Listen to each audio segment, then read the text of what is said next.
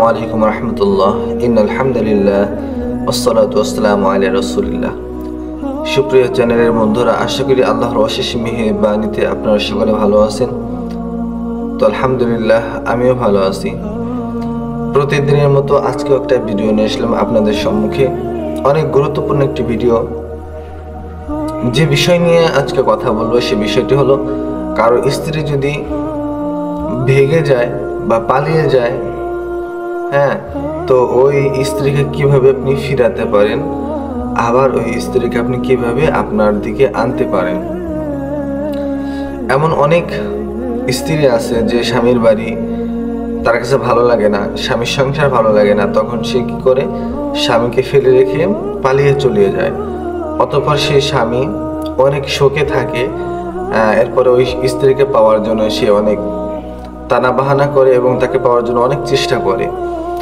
তো এই জন্য যদি কারো স্ত্রী পালিয়ে যায়, তাহলে পরে এই তদবিরটি, এই তাবিজটি যদি কোনো ব্যক্তি লিখে জঙ্গলে গেড়ে রাখে, তাহলে আল্লাহ তাআলার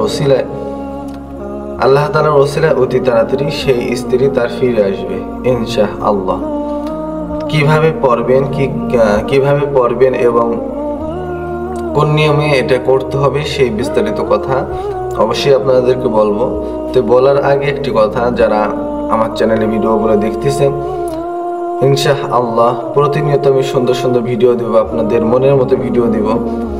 আর যারা নতুন দেখতেছেন তারা আমার চ্যানেলটি সাবস্ক্রাইব করে কমেন্ট এবং শেয়ার করে দিবেন, যাতে করে আমি আপনাদেরকে ভিডিওগুলো দিতে পারি এবং আপনারা দেখতে পারেন।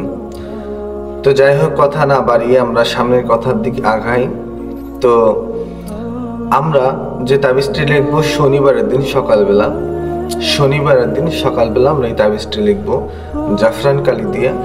আর এই তাবিজটা আমি ডেসক্রিপশন বক্সে আমি লিখে দিয়েছি, যার কারণে আপনারা ওখান থেকে দেখে নেবেন।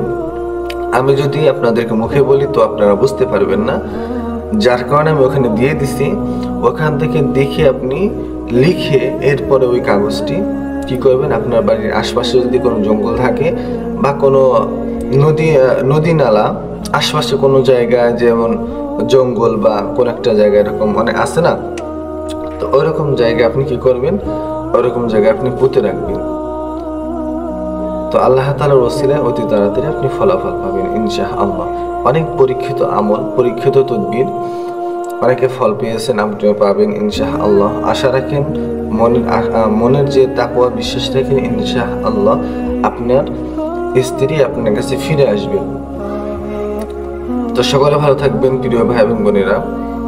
আসসালামু আলাইকুম ওয়া রাহমাতুল্লাহি ওয়া বারাকাতুহু।